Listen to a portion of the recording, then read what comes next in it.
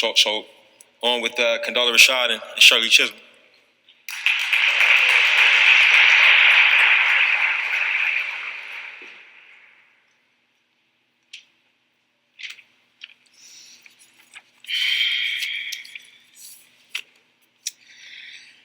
I stand before you today as a candidate for the Democratic nomination for the presidency of the United States of America.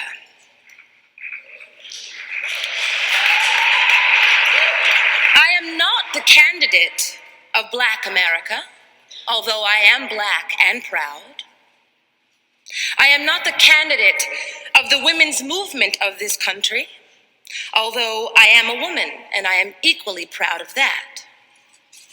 I am not the candidate of any political bosses or fat cats or special interests.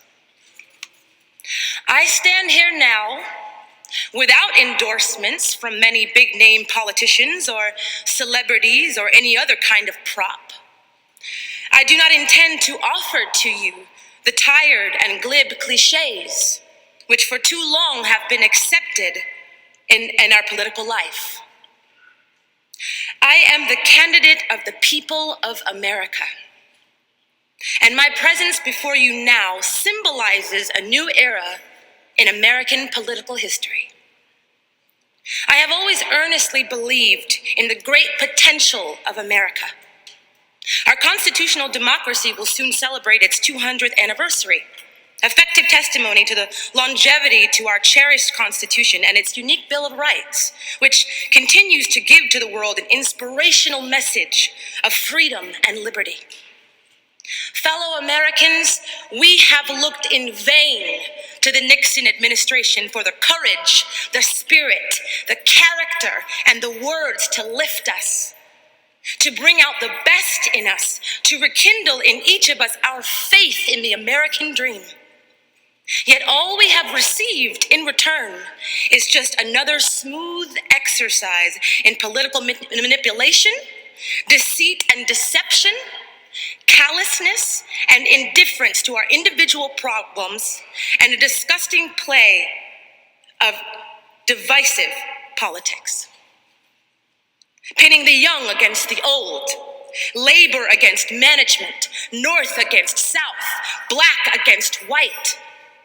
The abiding concern of this administration has been one of political expediency rather than the needs of man's nature.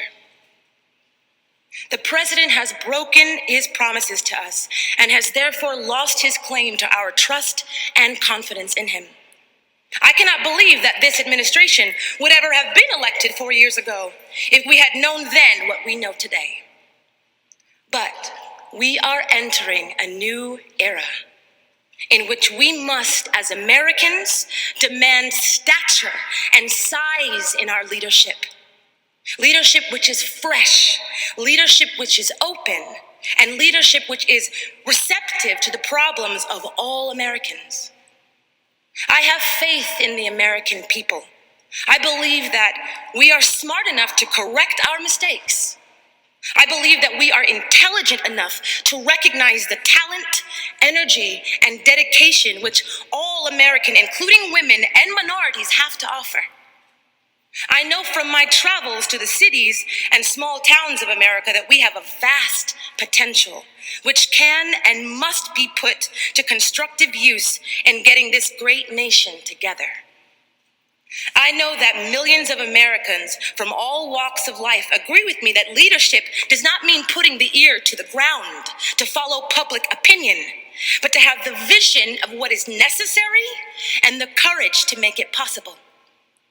Building a strong and just society, which in its diversity and is noble in its quality of life. I stand before you today to repudiate the ridiculous notion that the American people will not vote for qualified candidates simply because he is not white or because she is not a male. I do not believe that in 1972, the great majority of Americans will continue to harbor such narrow and petty prejudice. I believe that they will show in 1972 and thereafter that they intend to make individual judgments on the merits of a particular candidate based on that candidate's intelligence, character, physical ability, competence, integrity, and honesty. It is, I feel, the duty of responsible leaders in this country to encourage and maximize, not to diminish and minimize such judgment. Americans all over are demanding a new sensibility, a new philosophy of government from Washington. Instead of sending spies to snoop on participants at Earth Day, I would welcome the efforts of concerned citizens of all ages to stop the abuse of our environment. Instead of watching a football game on television while young people beg for the attention of their president concerning our actions abroad, I would encourage them to speak out, organize for peaceful change, and vote in November.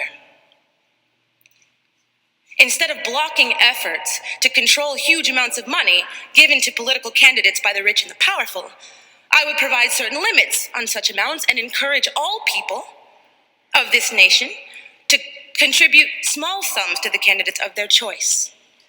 And instead of calculating the political cost of this or that policy and of weighing favors of this or that group, depending on whether that group voted for me in 1968, I would remind all Americans at this hour of the words of Abraham Lincoln: "A house divided cannot stand."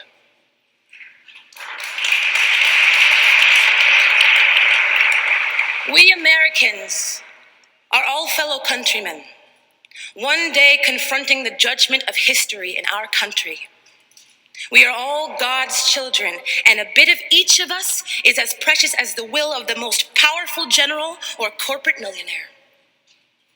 Our will can create a new America in 1972, one where there is freedom from violence and war, at home and abroad, where there is freedom from poverty and discrimination, where there exists at least a feeling that we are making progress and assuring for everyone medical care, employment, and decent housing, where we more decisively clean up our streets, our water, and our air, where we work together, black and white, to rebuild our neighborhoods and to make our cities quiet, attractive, and efficient, and fundamentally, where we live in the confidence that every man and every woman in America has, at long last, the opportunity to become all that he was created of being, such as his ability.